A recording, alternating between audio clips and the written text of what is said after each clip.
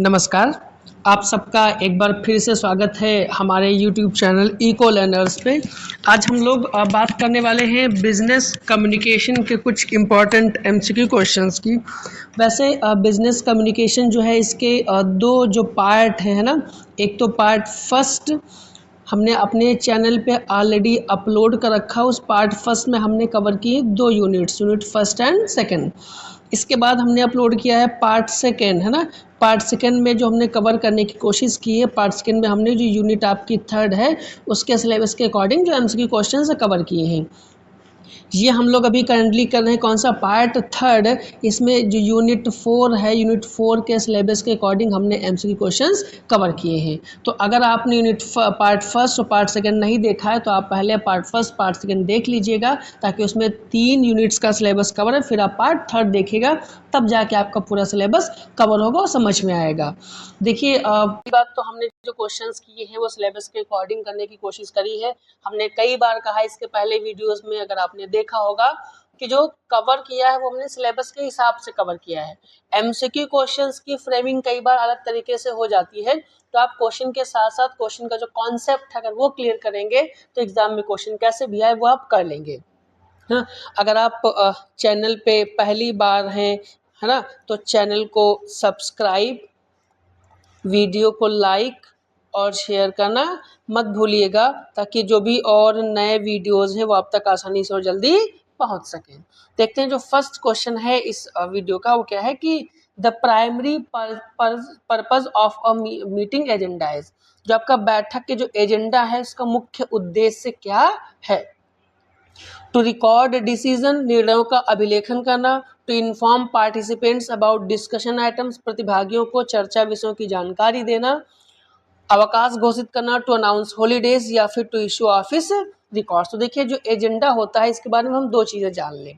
पहली बात तो जो एजेंडा है ये मीटिंग से पहले होता है, पहले हम एजेंडा सेट करते हैं और इसके बाद क्या होती है मीटिंग। कई बार क्वेश्चन हमसे पूछ लेता है कि मीटिंग से पहले आने वाला स्टेप कौन सा है, तो मीटिंग से पहले कौन स्टेप आएगा, वो आपका एजेंडा आएगा। ठीक है, अब इस एजेंडा में क्या होगा, है ना, एजेंडा जब हम होगा पहले तो एजेंडा में क्या करते हैं, to inform participants about discussion items, है ना, कि हम जो पार्टिसिपेंट हैं, है ना, जो प्रतिभागी है उसमें भाग लेने वाले हैं, उनको पहले से जानकारी देते हैं कि किस विषय में चर्चा करेंगे, किस पे हम डिस्कशन करेंगे।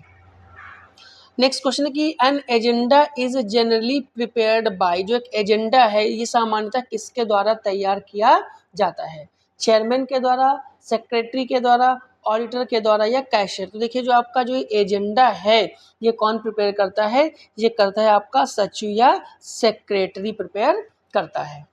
नेक्स्ट क्वेश्चन है कि a notice of meeting must contain. जो बैठक की सूचना है उसमें क्या अवश्य होना चाहिए, टाइम डेट एंड वेन्यू होना चाहिए, बैलेंस शीट होनी चाहिए, एम्प्लॉय लिस्ट होनी चाहिए या सैलरी डिटेल। तो देखिए मीटिंग में क्या होना जरूरी है, मीटिंग में मीटिंग का टाइम, मीटिंग की डेट और वेन्यू मतलब समय, तिथि और स्थान होना आवश्यक है। नेक्स्ट क्वेश्चन है कि minutes of a meeting are. बैठक की कार्यवाही में जो मिनट्स होते हैं ना उसमें क्या होता है, फ्यूचर प्लान्स ओनली होते हैं, ऑफिशियल रिकॉर्ड्स ऑफ प्रोसीडिंग्स होते हैं, अटेंडेंस रजिस्टर होता है, या मीटिंग नोटिस होती है, बैठक की सूचना होती। तो देखिए जो मिनट्स है, मिनट्स में दरअसल क्या होता है, जब हम कहीं मीटिंग अटेंड करते हैं, मीटिंग में लेना होता है तो उसके मिनट्स डिसाइड होती है। उस मिनट में क्या होता है, दरअसल मिनट्स क्या है, एक ऑफिशियल रिकॉर्ड ऑफ प्रोसीडिंग्स है। जो कार्यवाही होगी उस मीटिंग में जो बातें होंगी उसका क्या आधिकारिक अभिलेख होता है कि कब किस टाइम पे कौन सी चीज क्या काम होना है। नेक्स्ट क्वेश्चन है कि which comes before the preparation of minutes. कह रहा है मिनट्स प्रिपरेशन करने से पहले क्या होता है, जो मिनट्स तैयार करे जाते हैं उनसे पहले क्या होगा, एजेंडा होगा, रिपोर्ट होगी, सर्कुलर होगा या टेंडर होगा। तो देखिए जो मिनट्स हैं, मिनट्स तैयार करने से, भाई मिनट कब तैयार किए जाते हैं, मीटिंग में, और मीटिंग से पहले अभी हमने प्रीवियस क्वेश्चन में डिस्कशन किया है कि क्या तैयार किया जाता है, एजेंडा तैयार किया जाता है। तो मिनट्स से पहले क्या होगा, ये आपका होगा एजेंडा।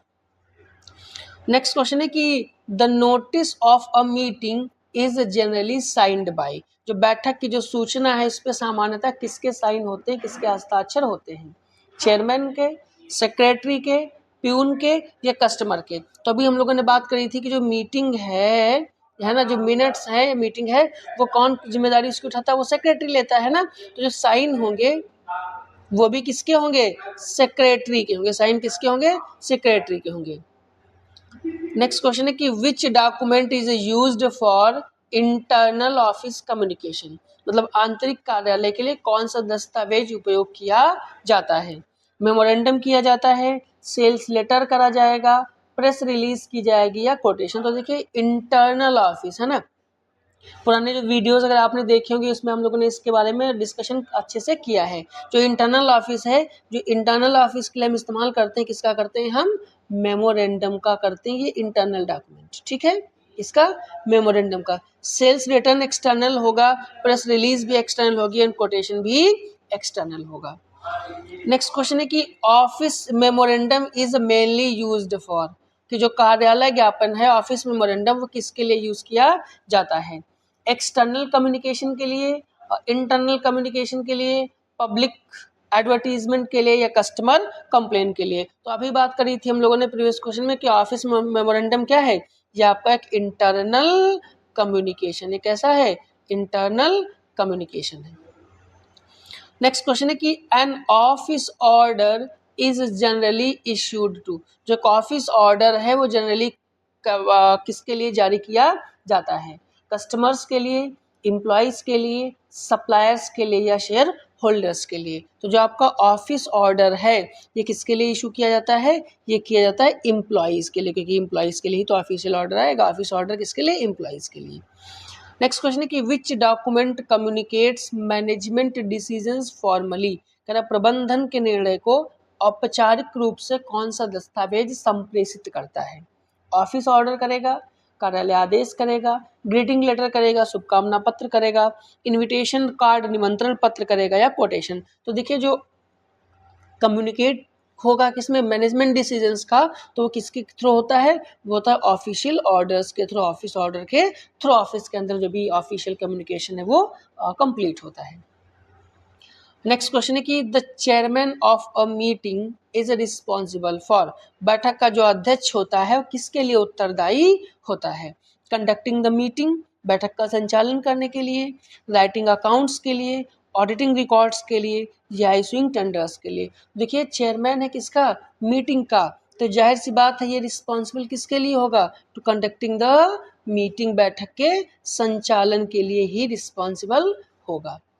नेक्स्ट क्वेश्चन है कि द कोरम रेफर्स टू, जो कोरम है, कोरम का क्या अर्थ होता है, टोटल मेंबर्स या मिनिमम मेंबर्स रिक्वायर्ड या फिर चेयरमैन ओनली या सेक्रेटरी ओनली। देखिए जो कोरम होता है, कई बार कहते हैं ना कि मीटिंग का कोरम पूरा होना चाहिए, मतलब मीटिंग तब होगी जब टोटल नंबर्स में से जो मिनिमम रिक्वायर्ड नंबर्स हैं वो अवेलेबल होंगे, तभी कोरम पूरा माना जाता है। सपोज जैसे कहीं पर अगर मान लो किसी जगह पे 40 मेंबर्स है ना, लेकिन मीटिंग के लिए मिनिमम नंबर रखा गया 50 मेंबर्स होने चाहिए, तो मीटिंग तभी होगी जब ये जो मिनिमम नंबर्स हैं है ना ये पूरे होंगे, और इसी को कहा जाता है क्या, कोरम कहा जाता है। तो कोरम क्या होगा आपका, मिनिमम नंबर्स रिक्वायर्ड, किसी भी चीज के लिए जो मिनिमम नंबर्स रिक्वायर्ड हैं वो क्या कहलाएगा, कोरम कहलाएगा। नेक्स्ट क्वेश्चन है हमारा कि इफ कोरम इज एब्सेंट, अगर कोरम क्या हो, एब्सेंट हो, द मीटिंग इज जनरली, तो मीटिंग क्या होगी, है ना, अगर मतलब कोरम में जितने नंबर्स होने चाहिए मिनिमम लोगों को, अगर वो पूरे ना हो पाए तो क्या मीटिंग होगी। कोरम होता इसीलिए है कि जो कोरम के नंबर्स हैं वो मिनिमम नंबर होंगे तब तो मीटिंग होगी, अगर वो मिनिमम नंबर नहीं तो मीटिंग नहीं हो पाएगी। तो क्या है, कंटिन्यूड, मीटिंग जारी रहेगी, बिल्कुल नहीं हो सकती, मीटिंग एडजर्न्ड, मीटिंग क्या कर दी जाएगी, स्थगित कर दी जाएगी। नेक्स्ट क्वेश्चन है कि which of the following is not a part of meeting notice, क्या निम्न में से कौन सा एक मीटिंग नोटिस का पार्ट नहीं है, date, venue, agenda items and balance sheet. देखिए डेट भी होती है मीटिंग में, वेन्यू भी होती है, एजेंडा भी होता है, क्या नहीं होता मीटिंग में, बैलेंस शीट नहीं होती, बैलेंस शीट उसका पार्ट, मीटिंग का पार्ट नहीं है। नेक्स्ट क्वेश्चन है कि minutes should be written in, जो मिनट्स हैं वो कैसे लिखे जाने चाहिए, किस शैली में लिखे जाने चाहिए, इनफॉर्मल लैंग्वेज में, क्लियर एंड ऑब्जेक्टिव लैंग्वेज में, इमोशनल लैंग्वेज में या लिटरेरी लैंग्वेज में। तो देखिए जो आपके मिनट्स हैं वो कैसे, वो क्लियर एंड ऑब्जेक्टिव लैंग्वेज में लिखे जाने चाहिए, कैसे, स्पष्ट और वस्तुनिष्ठ भाषा में लिखे होने चाहिए। नेक्स्ट क्वेश्चन है कि a press release is primarily meant for, जो प्रेस रिलीज है वो किसके लिए उत्तरदायी होती है, एम्प्लॉयज के लिए, मीडिया एंड पब्लिक के लिए, सप्लायर्स के लिए, या ऑडिटर्स ओनली के लिए। तो देखिए जो प्रेस रिलीज करी जाती है ना, अक्सर आपने भी देखा होगा कि पार्टियों की प्रेस रिलीजिंग हो रही, किसी की प्रेस रिलीज, तो बहुत सारे लोग होते हैं ना, तो जो प्रेस रिलीज करी जाती है वो स्पेशली किसके लिए करी जाती है, वो करी जाती है मीडिया एंड पब्लिक के लिए, किसके लिए, मीडिया एंड पब्लिक के लिए। नेक्स्ट क्वेश्चन है कि प्रेस रिलीजेस हेल्प इन, जो प्रेस रिलीजेस है वो किस में हेल्प करती हैं, पब्लिक रिलेशन में, इंटरनल ऑडिटिंग में, इन्वेंट्री कंट्रोल में, या रिक्रूटमेंट में। तो देखिए जो प्रेस रिलीजेस हैं इसमें होता है क्या, इसमें मीडिया एंड पब्लिक के साथ रिलेशंस, किसके साथ ये होती है, किसके लिए, मीडिया एंड पब्लिक के लिए, है ना। मीडिया एंड पब्लिक का मतलब क्या है कि हम क्या करना चाहते हैं, मतलब उसका जो पर्पस होगा वो क्या बनेगा, वो बनेगा आपका पब्लिक रिलेशंस, क्या बनेगा, पब्लिक रिलेशंस, जन संपर्क। नेक्स्ट क्वेश्चन है कि which of the following is a formal business document, की कौन सा इसमें से क्या है, फॉर्मल बिजनेस डॉक्यूमेंट है, office memorandum, casual chat, telephone gossip, या र्यूमर। तो देखिए बिजनेस डॉक्यूमेंट वो भी फॉर्मल, फॉर्मल कैसा होगा, जो ऑफिशियल डॉक्यूमेंट हो, और वो कौन होगा, ऑफिस मेमोरेंडम होगा। नेक्स्ट क्वेश्चन है कि the approval of previous minute is usually taken, जो पूर्व बैठक है इसकी कार्यवाही की पुष्टि कब करी जाती है, मीन्स जो अप्रूवल है प्रीवियस मिनट्स की usually taken at the beginning of next meeting, next अगली बैठक की शुरुआत में, बिफोर इशूइंग नोटिस इशू करने से पहले, या ड्यूरिंग लंच ब्रेक भोजनावकाश में, स्थगन के बाद। Approval of previous minute is usually, जो प्रीवियस मिनट का जो अप्रूवल है वो कब दिया जाएगा, लिया जाता है अगली बैठक की शुरुआत में, क्योंकि प्रीवियस का है ना, तो कब लोगे आप, अगली बैठक की शुरुआत में, ठीक है। नेक्स्ट क्वेश्चन है कि which document serves as evidence of meeting decisions, मतलब बैठक के निर्णयों के प्रमाण के रूप में कौन सा दस्तावेज कार्य करता है, नोटिस करती है, एजेंडा करता है, मिनट्स करते हैं, या इनविटेशन करता है। तो देखिए बैठक के जो निर्णय हैं, एविडेंस ऑफ मीटिंग की अगर बात करें तो कौन होता है, वो होता है कार्यवाही का विवरण, मतलब मिनट्स है, ये एविडेंस होते हैं किसके, मीटिंग के, ठीक है। नेक्स्ट क्वेश्चन देखते हैं हम लोग। नेक्स्ट क्वेश्चन है कि time management in meeting helps to, meeting में जो टाइम मैनेजमेंट है ये किसमें हेल्प करता है, इंक्रीज डिले बढ़ाता है, इम्प्रूव इफिशियंसी दक्षता बढ़ाना, या रिड्यूस पार्टिसिपेशन, या क्रिएट कॉन्फ्लिक्ट। तो देखिए टाइम मैनेजमेंट है, अगर आप अच्छे से टाइम मैनेजमेंट करोगे, है ना, तो डिले तो नहीं बढ़ा सकता है ना तो पार्टिसिपेशन रिड्यूस करेगा, ना तो कॉन्फ्लिक्ट क्रिएट करेगा, ये क्या करेगा, इम्प्रूव इफिशियंसी, दक्षता बढ़ाएगा, इफिशियंसी को इम्प्रूव करेगा, कौन, टाइम मैनेजमेंट। नेक्स्ट क्वेश्चन है कि a well structured agenda should be circulated, जो वेल स्ट्रक्चर्ड एजेंडा है वो कैसे कब प्रसारित किया जाना चाहिए, सुव्यवस्थित एजेंडा कब प्रसारित किया जाना चाहिए, आफ्टर मीटिंग, मीटिंग के बाद किया जाना चाहिए, ड्यूरिंग मीटिंग, या फिर बिफोर मीटिंग, या फिर नेवर, या फिर कभी नहीं। तो देखिए जो बैठक के समय जो सुव्यवस्थित एजेंडा है, वेल स्ट्रक्चर्ड एजेंडा, ये कब होना चाहिए, ये होना चाहिए आपके बिफोर मीटिंग, और एजेंडा वैसे भी अभी हम लोगों ने बात करी प्रीवियस क्वेश्चन में, कब, बिफोर मीटिंग ही होना चाहिए। नेक्स्ट क्वेश्चन है क्वेश्चन नंबर 23। नेक्स्ट क्वेश्चन है कि the record of attendance is generally attached with, जो उपस्थिति है, जो अटेंडेंस है, उसका जो रिकॉर्ड है किसके साथ संलग्न होता है, लगा होता है, मिनट्स के साथ, टेंडर के साथ, कोटेशन के साथ, या फिर सेल्स लेटर के साथ। तो देखिए जो रिकॉर्ड ऑफ अटेंडेंस है ये दरअसल लगा होता है किसके साथ, मिनट्स के साथ, जिसमें पूरी कार्यवाही का लेखा जोखा होता है, टोटल रिकॉर्ड होता है, जो भी काम होने वाला है उसके साथ ही अटैच्ड होती है कौन, आपकी अटेंडेंस।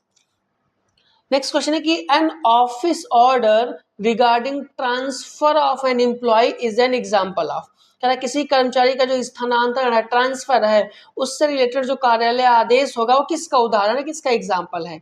एडमिनिस्ट्रेटिव कम्युनिकेशन का, सोशल करेस्पॉन्डेंस का, सेल्स प्रमोशन का या प्रेस कम्युनिकेशन का। तो देखिए जो ट्रांसफर से रिलेटेड अगर किसी एम्प्लॉय के ऑफिस ऑर्डर है तो है ना, तो कैसा होगा, वो आपका एडमिनिस्ट्रेटिव कम्युनिकेशन का प्रशासनिक संचार होगा।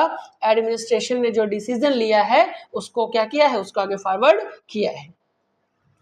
नेक्स्ट क्वेश्चन है कि which document is generally not confidential, कौन सा डॉक्यूमेंट कॉन्फिडेंशियल नहीं होता। कॉन्फिडेंशियल का मतलब कौन सा डॉक्यूमेंट गोपनीय नहीं होता, जिसमें सीक्रेसी नहीं होती। ऑफिस मेमोरेंडम, इंटरनल मेमो, तो ऑफिस मेमोरेंडम तो ऑफिस के लोगों के लिए ही होगा, इंटरनल मेमो भी लोगों के लिए होगा, तो थोड़ा सा सीक्रेसी मेंटेन रहेगी। लेकिन जो प्रेस रिलीज होती है ये किसके लिए होती है भाई? प्रेस रिलीज तो मीडिया और पब्लिक के लिए होती है। इसका मतलब ये होता है लोगों को इन्फॉर्मेशन देना। तो जब हम लोगों तक इन्फॉर्मेशन फैला रहे हैं, दे रहे हैं, तो क्या सीक्रेसी बचेगी? नहीं बचेगी। ये कॉन्फिडेंशियल नहीं होता। कौन? प्रेस रिलीज है हमारा सही ऑप्शन होगा। कॉन्फिडेंशियल रिपोर्ट अगर होगी तब तो कॉन्फिडेंशियल होएगी ही। ठीक है। नेक्स्ट क्वेश्चन है कि वैसे अभी तक जो भी 25 क्वेश्चंस हम लोगों ने एमसीक्यू क्वेश्चंस करे हैं, आई होप आपको ये क्वेश्चन समझ में आए होंगे। अगर ये क्वेश्चंस आपको समझ में आए हैं तो प्लीज़ चैनल को सब्सक्राइब, वीडियो को लाइक और शेयर करना मत भूलिएगा ताकि नेक्स्ट वीडियोस आप तक आसानी से पहुंच सके।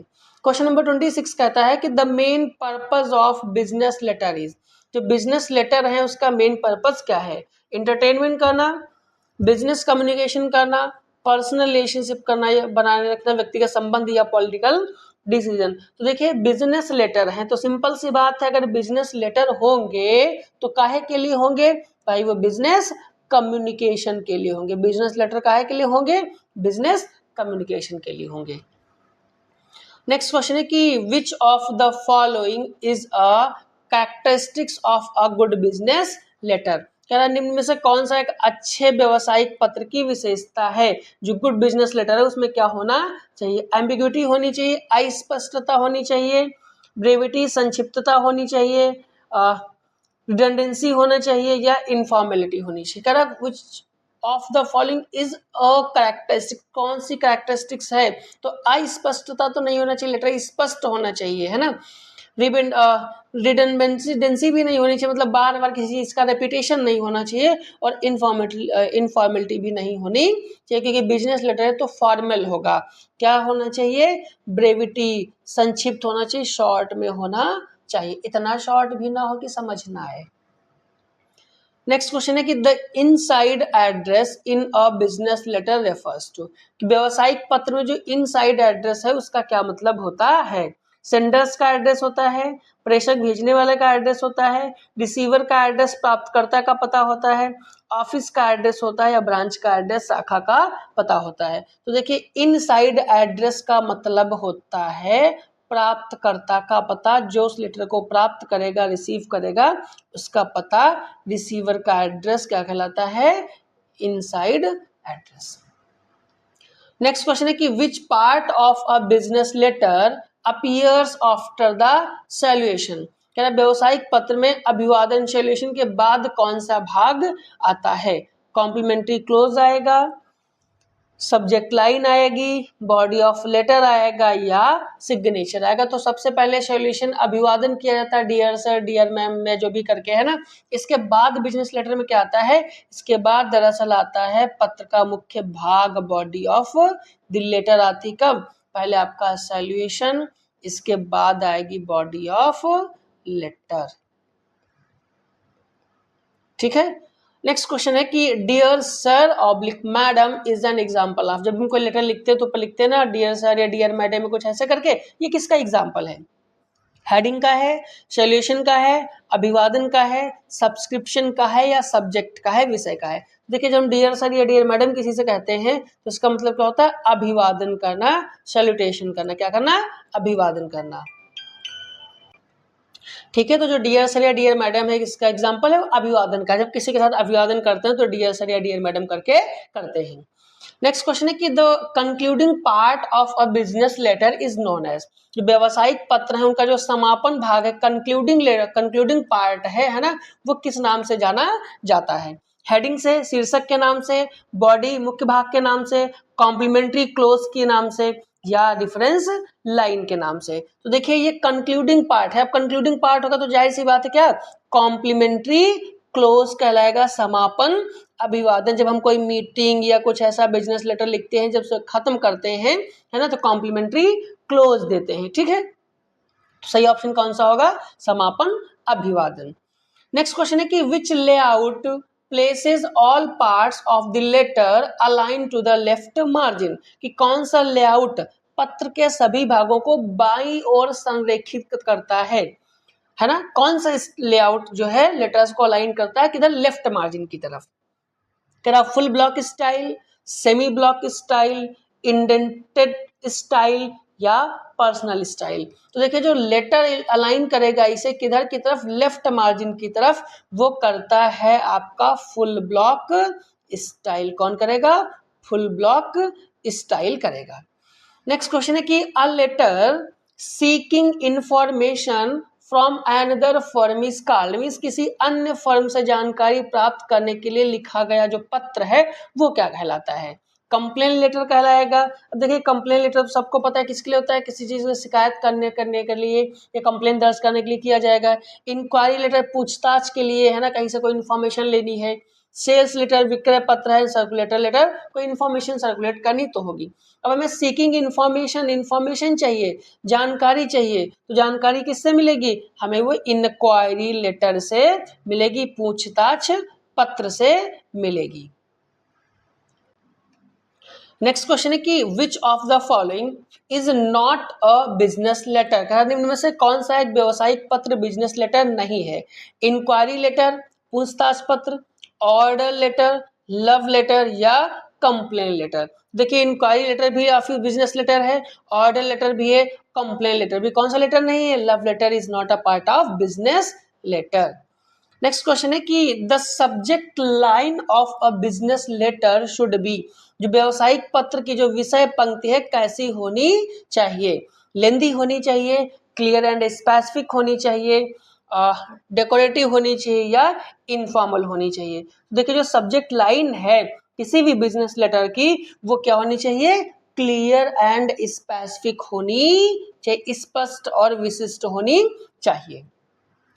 नेक्स्ट क्वेश्चन है कि which type of business letter is written to promote product, कह रहा प्रोडक्ट को प्रमोट करने के लिए कौन सा व्यवसायिक पत्र लिखा जाता है?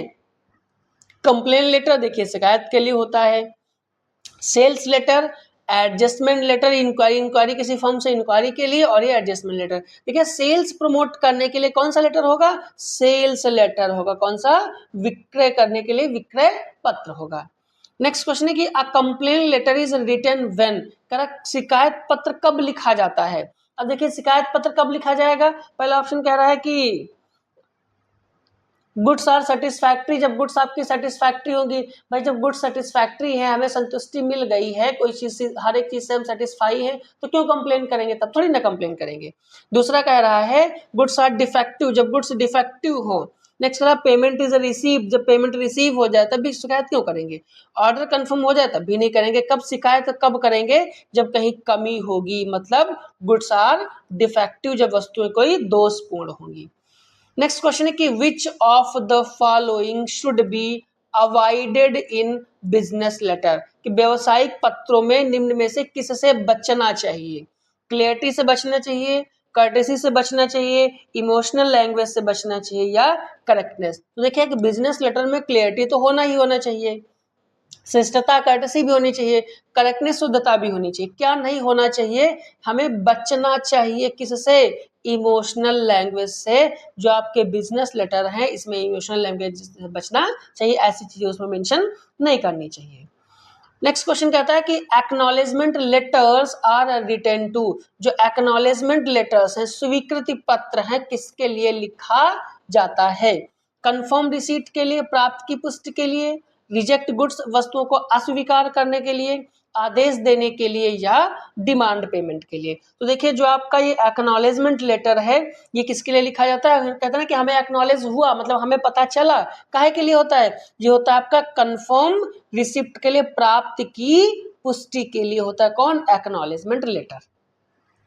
नेक्स्ट क्वेश्चन है कि which part identifies the topic of the letter, कह रहा पत्र के विषय को कौन सा भाग पहचानता है, सब्जेक्ट लाइन पहचानेगी, सिग्नेचर, हेडिंग या सैल्यूशन अभिवादन। तो देखिए जो कौन टॉपिक ऑफ द लेटर को कौन आइडेंटिफाई करेगा, वो करता है आपकी विषय पंक्ति, सब्जेक्ट लाइन। हम जब कोई लेटर लिखते हैं तो उसमें सब्जेक्ट लिखते हैं ना, जब भी कोई लेटर लिखते हैं है ना इस तरीके से प्रोफेशनल, तो क्या करते हैं, सब्जेक्ट मेंशन करते हैं, जो ये बताता है कि लेटर किस चीज के लिए लिखा गया है।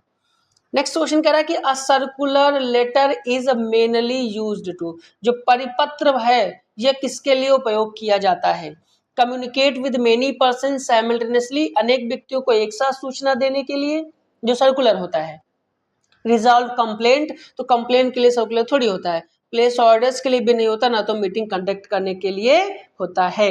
ये काहे के लिए होता है, सर्कुलर जब इशू, कहते हैं ना कि सर्कुलर सरकार ने इशू किया है, किसी ने सर्कुलर दिया, इसका मतलब एक इंफॉर्मेशन हमें कई लोगों को एक साथ देने के लिए क्या किया जाता है, सर्कुलर इशू करा जाता है।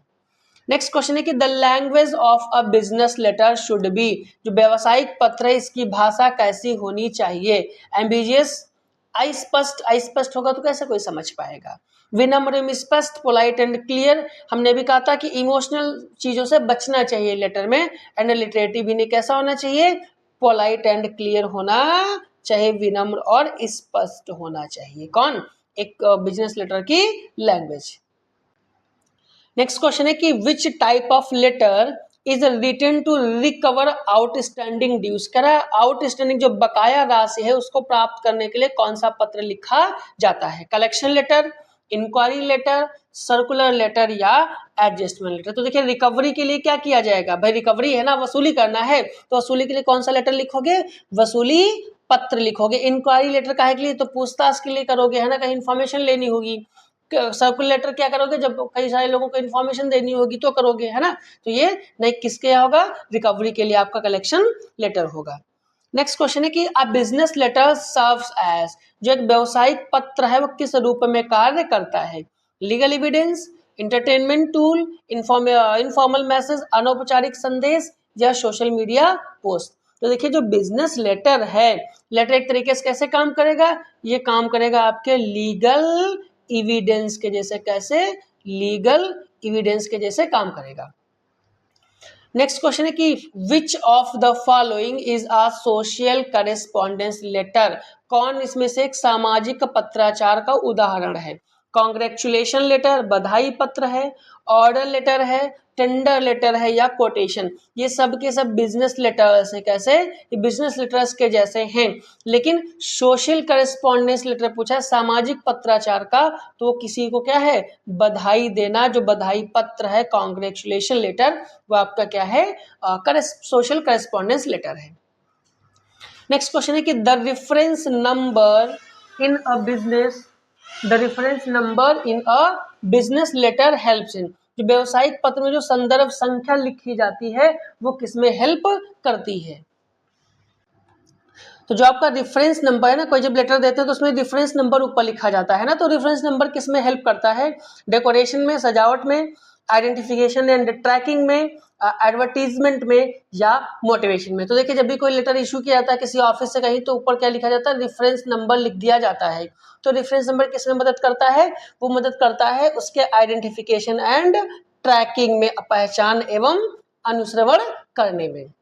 नेक्स्ट क्वेश्चन है कि which letter is written in response to a complaint, मतलब शिकायत के उत्तर में कौन सा पत्र लिखा जाता है, मतलब अगर शिकायत किया जाए है ना, तो उसके रिस्पॉन्स में, है ना, in response to a complaint, complaint के रिस्पॉन्स में कौन सा लेटर लिखा जाएगा, सेल्स लेटर लिखा जाएगा, एडजस्टमेंट लेटर लिखा जाएगा, इंक्वायरी लेटर लिखा जाएगा या सर्कुलर। तो देखिए सेल्स लेटर काहे के लिए होता है, प्रमोट सेल्स, ये सेल्स को प्रमोट करने के लिए लिखा जाता है। इंक्वायरी लेटर इंफॉर्मेशन कलेक्ट करने के लिए लिखा जाता है। काहे के लिए? इंफॉर्मेशन कलेक्शन के लिए। जो सर्कुलर लेटर है वो मल्टीपल लोगों में एक साथ इंफॉर्मेशन देने के लिए लिखा जाता है। बट जो एडजस्टमेंट लेटर है ये काहे के लिए होता है? ये होता है आपके कंप्लेंट के रिस्पॉन्स में लिखा जाता है। नेक्स्ट क्वेश्चन है कि the heading of a business letter generally contains, जो व्यवसायिक पत्र के जो शीर्ष भाग है, जो हेडिंग है, उसमें सामान्यतः क्या होता है? सेंडर का एड्रेस होता है, सिग्नेचर होता है, सब्जेक्ट होता है, या इनक्लोजर संलग्नक होता है। तो देखिए जो heading of the business letter है उसमें क्या क्या होता है? उसमें दरअसल होता है सेंडर का एड्रेस, भेजने वाले का क्या पता होता, सिग्नेचर तो सबसे नीचे होते हैं, और जो सब्जेक्ट है ये जो हम सॉल्यूशन करते हैं, अभिवादन करते हैं, उसके बाद होता है, और इंक्लोजर भी सबसे बाद में हम अटैच करते हैं। नेक्स्ट क्वेश्चन है हमारा कि which quality makes a business letter more persuasive, कह रहा कौन सा गुण व्यवसायिक पत्र को अधिक प्रभावशाली बनाता है? उसकी कर्टसी, उसकी शिष्टता, वैगनेस, अस्पष्टता, भाई अस्पष्ट होगी तो थोड़ी ना प्रभावशाली होगा, लेंदी होगा तो भी नहीं होगा, कॉम्प्लेक्स है तो भी नहीं होगा, क्या होगा? उसके अंदर शिष्टता है, अगर कर्टसी है उस लेटर में तो वो ज्यादा प्रभावी माना जाएगा। नेक्स्ट क्वेश्चन है क्वेश्चन नंबर 50 कि a well written business letter primarily helps in, एक सुव्यवस्थित व्यवसायिक पत्र है वो किसमें सहायक होता है?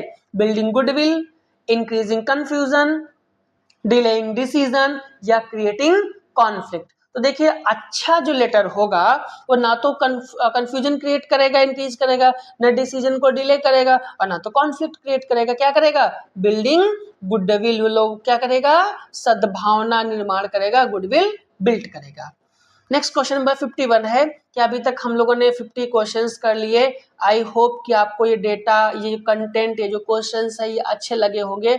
अगर ये सब अच्छा लगा तो प्लीज चैनल को सब्सक्राइब, वीडियो को लाइक और शेयर करना मत भूलिएगा, क्योंकि बहुत से ऐसे अभी भी लोग हैं, है ना, बहुत से लोग हैं जो वीडियोस देखते हैं लेकिन नॉट सब्सक्राइब, बहुत सा कंटेंट है जिन्होंने सब्सक्राइब नहीं किया है।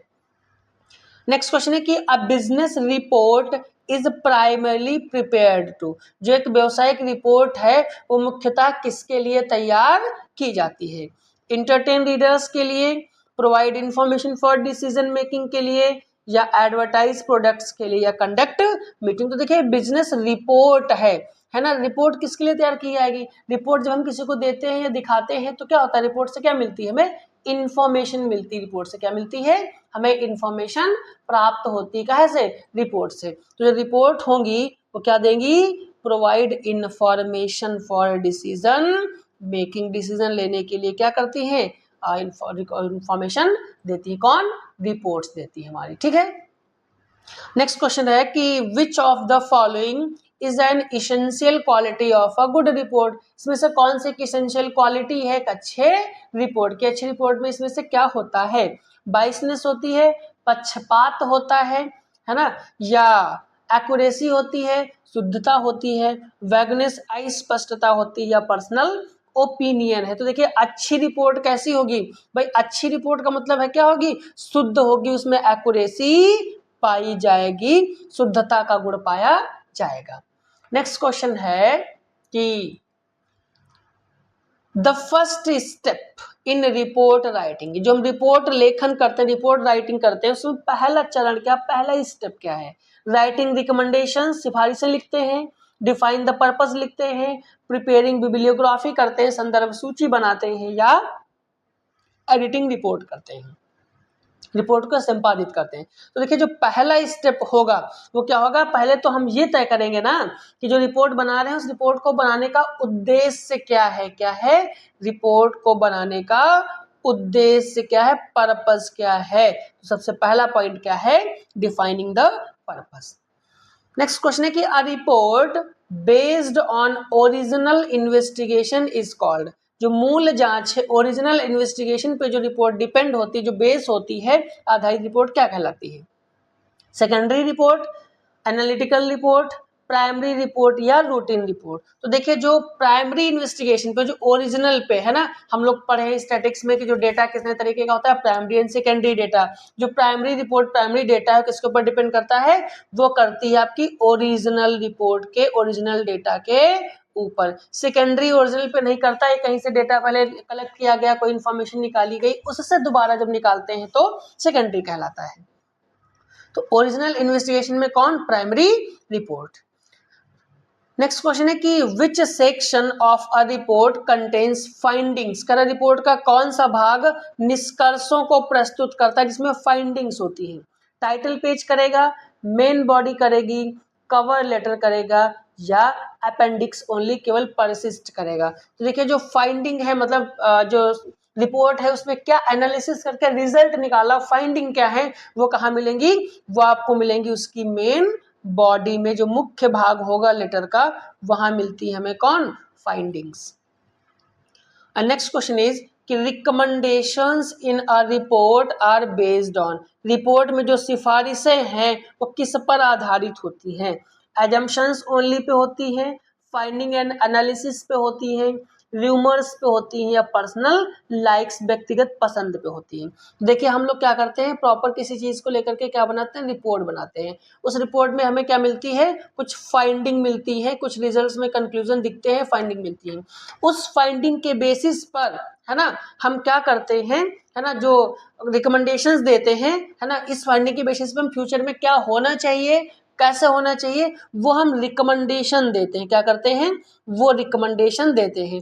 तो रिकमेंडेशन किस पे बेस्ड है, फाइंडिंग पे बेस्ड, मतलब फाइंडिंग एंड एनालिसिस पे बेस्ड होगी आपकी रिकमेंडेशन, निष्कर्ष एवं विश्लेषण पे।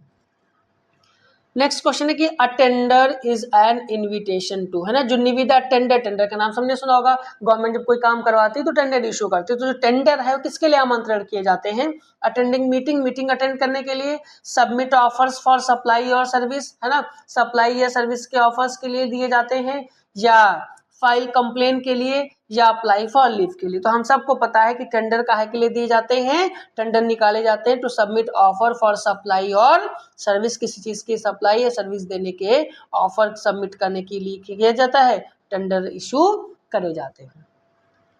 नेक्स्ट है open tender is one which is, जो आपकी खुली निविदा है, ओपन टेंडर वह है जो send to selected firms only, केवल चुनिंदा फर्मों को भेजी जाती है।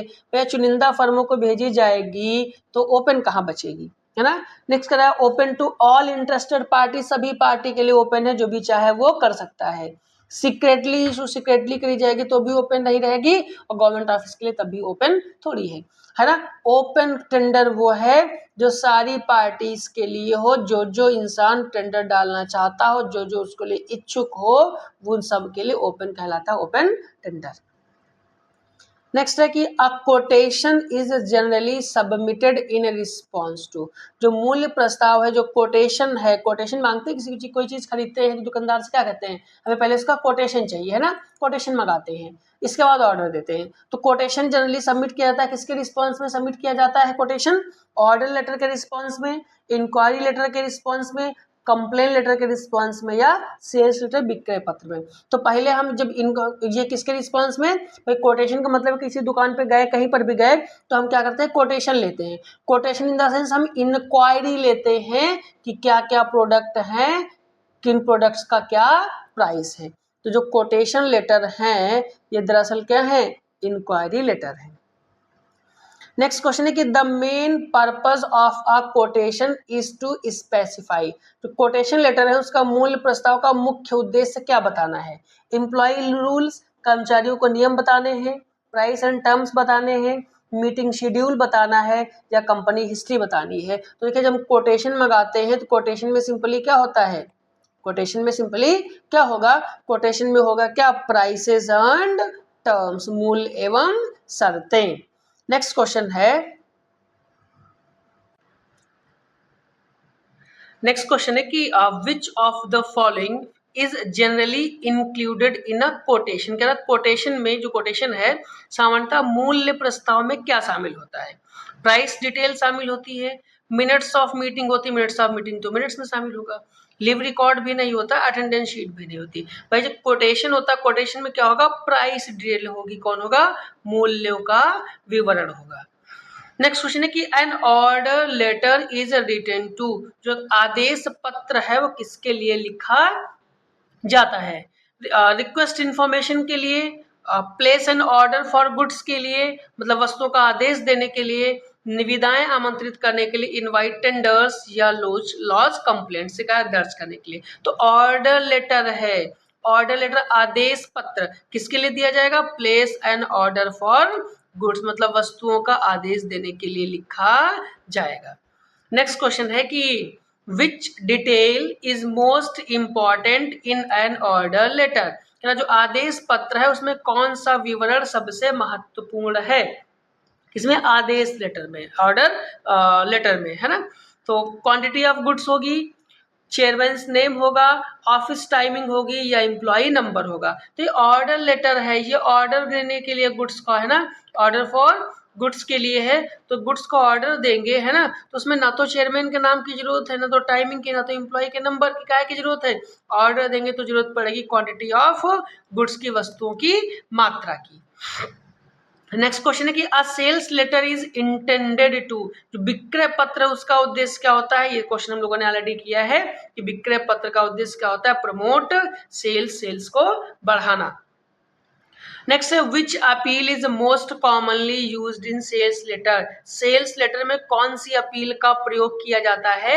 सेल्स लेटर देखो होते काहे के लिए हैं, सेल्स को प्रमोट करने के लिए, प्रमोट सेल्स। अब सेल्स प्रमोट करने के लिए कौन सी अपील करी जाएगी, परसुएसिव अपील होती है, प्रेरक अपील होती है, लोगों को मोटिवेट किया जाए, है ना, प्रेरणा दी जाए। लीगल अपील थोड़ी होती है सेल्स लेटर में, ना टेक्निकल ना एडमिनिस्ट्रेटिव, क्या होता है, क्योंकि ये सेल्स प्रमोशन के लिए होती है। सेल्स देखो तभी प्रमोशन होगा सेल्स का जब क्या हो, सेल्स प्रमोशन तभी पॉसिबल है जब क्या करो, आप परसुएसिव अपील करो, प्रेरक अपील करो, लोगों को प्रेरित करो, मोटिवेट करो कि वो आपकी गुड्स खरीदें। नेक्स्ट क्वेश्चन है कि the AIDA AIDA formula in sales letter stands for, जो एडा होता है ना, उस सेल्स लेटर में उसका क्या मतलब होता है ना। एडा की बात हम लोगों ने प्रीवियस क्वेश्चंस में कहीं ना कहीं करी है। एडा क्या होता है, attention, interest, desire and action, है ना। तो एक एक उससे बेहतर है कि हम एडा की अगर फुल फॉर्म की बात करें तो एडा में ए का मतलब क्या होता है, ए स्टैंड्स फॉर अटेंशन, ए का मतलब क्या होता है, अटेंशन। आई का मतलब होता है इंटरेस्ट, आई का मतलब क्या होता है, इंटरेस्ट। डी का मतलब होता है desire, D stands for desire and A stands for action. तो AIDA जो एडा है, एडा में क्या होता है, एडा full form attention, interest, desire and action, ध्यान, रुचि, इच्छा और क्रिया। नेक्स्ट क्वेश्चन कह रहा है कि 67 number, a claim letter is written when, जो दावा पत्र है कब लिखा जाता है। गुड्स आर रिसीव्ड करेक्टली, जब गुड्स सही से प्राप्त हो जाए, जब गुड्स सही से प्राप्त हो जाएंगे तो काहे का दावा करेंगे। गुड्स आर डिफेक्टिव और damages, order is confirm, order confirm होता है तो भी दावा नहीं करते। पेमेंट इज मेड, देखो दावा तब करोगे, क्लेम तब करोगे जब गुड्स आपको क्या मिलेंगे, डिफेक्टिव या डैमेज मिलेंगी, तो उसके बदले में आप क्या करते हो, क्लेम लेटर लिखते हो, क्लेम करते हो। नेक्स्ट क्वेश्चन है कि the objective of a claim letter, जो क्लेम लेटर है, दावा पत्र है, उसका उद्देश्य क्या है, एप्रिसिएशन करना, प्रशंसा करना, सीक रिग्रेसल, क्षतिपूर्ति या समाधान प्राप्त करना, एडवर्टाइजिंग प्रोडक्ट, उत्पाद का विज्ञापन करना, या निविदाएं आमंत्रित करना, टेंडर इनवाइट करना। तो ये क्लेम लेटर कब है, जब आपको कोई डिफेक्टिव गुड्स मिले, क्या मिले, डिफेक्टिव गुड्स मिले, कोई खराब गुड्स मिल जाए तो उसको क्लेम करने के लिए, मतलब जो भी आपको समस्या हुई है, जो दिक्कतें आई हैं, उसके समाधान के लिए, क्षतिपूर्ति के लिए, सीक रिग्रेसल के लिए हम क्लेम लेटर लिखते हैं। नेक्स्ट क्वेश्चन है कि an adjustment letter is generally written by, जो आपका समायोजन पत्र है, एडजस्टमेंट लेटर, ये किसके द्वारा लिखा जाता है, कौन लिखता है, कस्टमर लिखेगा, सेलर लिखेगा, ऑडिटर लिखेगा, या चेयरमैन लिखेगा। तो देखिए जो आपका ये एडजस्टमेंट लेटर है, ये कौन लिखेगा, ये लिखेगा सेलर या कंपनी, विक्रेता या कंपनी के लिए क्या लिखती है, आपका एडजस्टमेंट लेटर। नेक्स्ट है the purpose of an adjustment letter is to. अब जो समायोजन पत्र है इसका क्या उद्देश्य है? रिजॉल्व कस्टमर कंप्लेंट, कस्टमर की जो कंप्लेंट है उसको रिजॉल्व करना, प्लेस ऑर्डर, कॉल मीटिंग मतलब बैठक बुलाना, या इशू टेंडर। तो देखिए एडजस्टमेंट लेटर किस लिए होगा? टू रिजॉल्व कस्टमर कंप्लेंट, ग्राहक की जो शिकायत है उसका समाधान करने के लिए।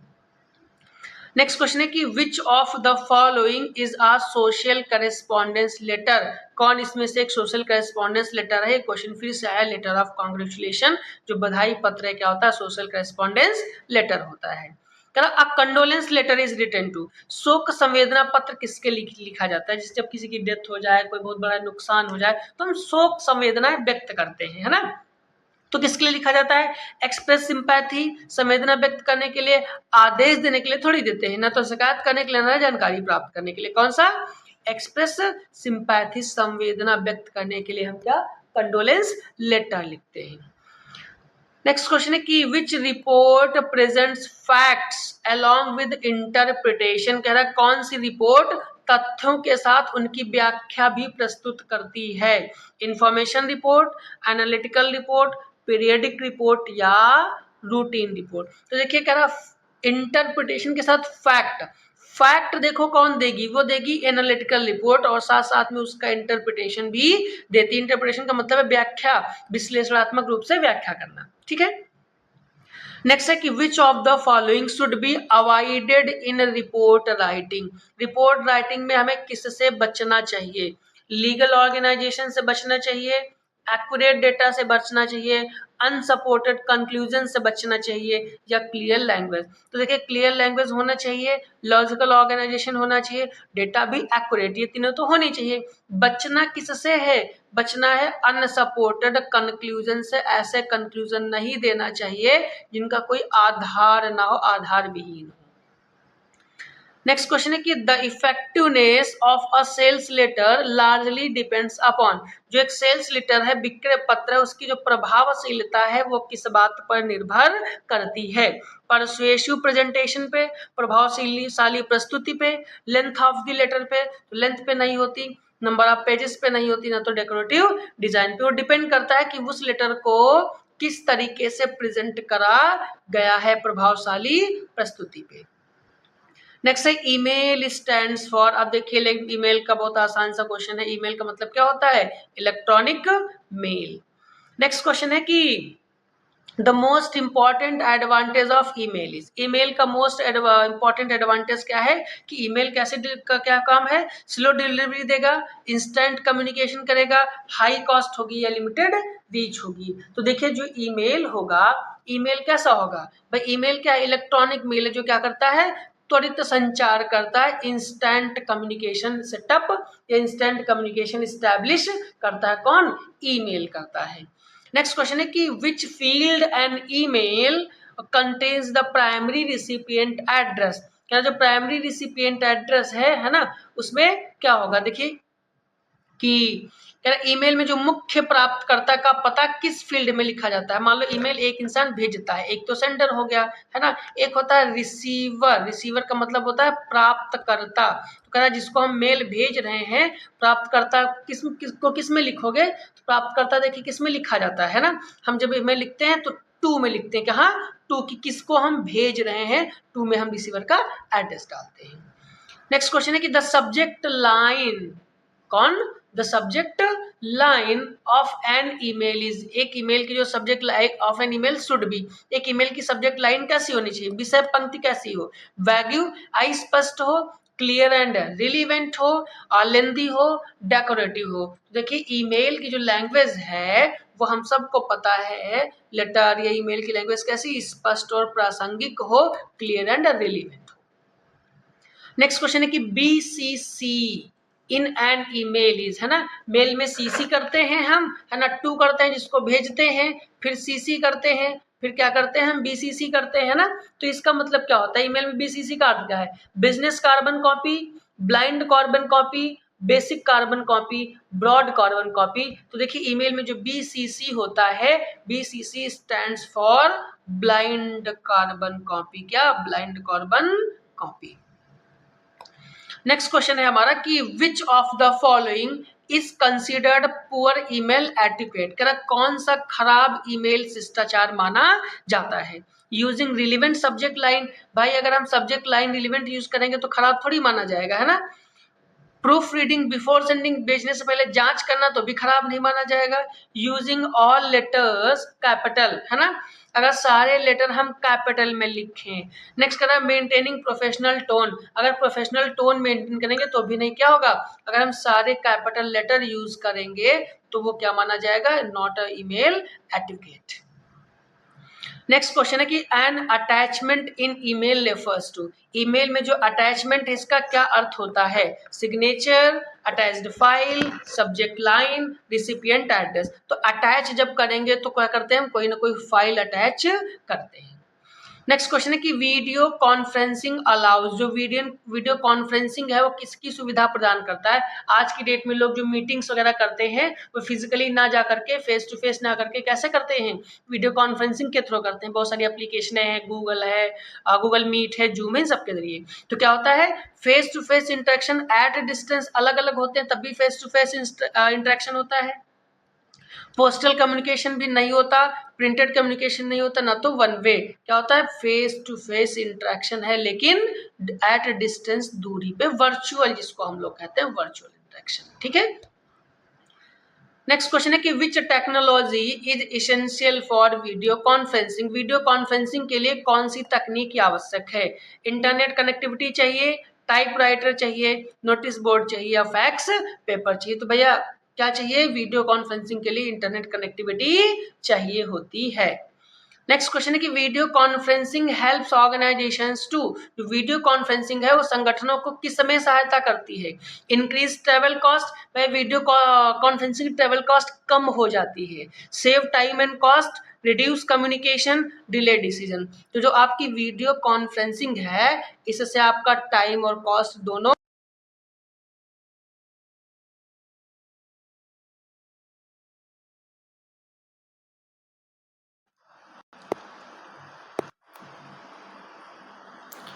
ठीक है। तो क्या मिलेगा कि लोग अलग अलग जगहों पर है फिर भी मीटिंग कर लेंगे, तो क्या करेगा, सेव टाइम एंड कॉस्ट होगी। नेक्स्ट क्वेश्चन है कि social media communication is characterized, भाई जो सोशल मीडिया का जो संचार है इसकी प्रमुख विशेषता क्या है, स्लो फीडबैक है, इंटरेक्टिव कम्युनिकेशन है, या वन वे फ्लो है, या प्रिंटेड फॉर्मेट है। तो देखिए जो सोशल मीडिया कम्युनिकेशन है, सोशल मीडिया के जरिए जो कम्युनिकेशन हम करते हैं वो क्या है, एक इंटरेक्टिव कम्युनिकेशन है, अंतःक्रियात्मक संचार है। नेक्स्ट क्वेश्चन है कि which of the following is commonly use for professional networking, कह प्रोफेशनल नेटवर्किंग, पेशेवर नेटवर्किंग के लिए सामान्यतः किसका उपयोग करा जाता है, लिंक्डइन का, कैलकुलेटर का, स्कैनर का, फैक्स मशीन का। तो ये तीनों कम्युनिकेशन ही नहीं करते, कौन करेगा, वो करेगा लिंक्डइन प्रोफाइल। नेक्स्ट है अब major risk of social media communication is, जो सोशल मीडिया संचार है इसका प्रमुख जोखिम क्या है, इंस्टेंट रीच, ये तो फायदा है, information miss use, low cost and wide audience. देखिए वाइड ऑडियंस होता है ये बेनिफिट होगा, लो कॉस्ट से भी बेनिफिशियल है हमारे लिए, इंस्टेंट रीच होती है तो भी बेनिफिट, क्या नुकसान क्या है कि इन्फॉर्मेशन मिसयूज होती है। देखिए सोशल मीडिया पर कितनी ज़्यादा इन्फॉर्मेशन मिसयूज होती है। नेक्स्ट क्वेश्चन है कि inter office memo is mainly used for, जो इंटर ऑफिस मेमो का मुख्य उपयोग किस लिए किया जाता है, इंटरनल कम्युनिकेशन के लिए, इंटरनेशनल ट्रेड के लिए, पब्लिक रिलेशन के लिए, या एडवर्टाइजिंग कैंपेन के लिए। तो देखिए ये ऑफिस मेमो है ये यूज किया जाएगा काहे के लिए, इंटरनल कम्युनिकेशन के लिए, काहे के लिए, इंटरनल कम्युनिकेशन के लिए। नेक्स्ट क्वेश्चन है कि compared to a formal business letter a memo use, औपचारिक व्यवसायिक पत्र की तुलना में मेमो सामान्यतया होता है मोर फॉर्मल, शॉर्टर एंड सिंपलर, छोटा एवं सरल, लॉन्गर अधिक लंबा, या कानूनी रूप से अधिक मजबूत। तो देखिए जो मेमो होता है वो कैसा होता है, वो आपका शॉर्टर एंड सिंपलर, ज्यादा छोटा एवं सरल होगा, क्या होगा, ज्यादा छोटा एवं सरल होगा, ठीक है। तो मेमो क्या होगा, छोटा एवं सरल होगा। आई होप हम लोगों ने इस जो वीडियो है पार्ट 3 इसमें 90 क्वेश्चंस कवर किए हैं, आपको जो कंटेंट है ये सारा समझ में आया होगा। अगर आपको कंटेंट समझ में आया है तो चैनल को सब्सक्राइब, वीडियो को लाइक और शेयर करना मत भूलिएगा, ताकि नया कंटेंट आप तक आसानी से पहुंच सके। अभी कुछ और भी पार्ट्स में कुछ और भी पेपर्स लाने हैं, वो आप तक जल्दी से पहुंच सके। Thank you.